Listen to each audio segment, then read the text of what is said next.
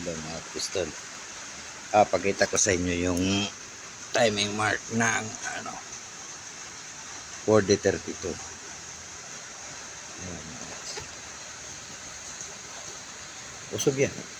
Kaya hindi ko makita. Mabigot yung ating ano. Ayan. 1.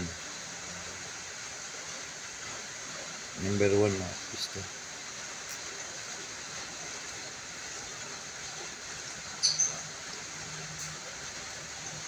Dito para makita. Diyan pala.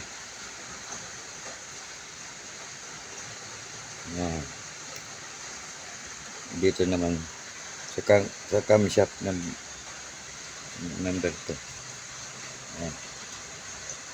Dito naman yung number 3. Sa kanyang injection pump.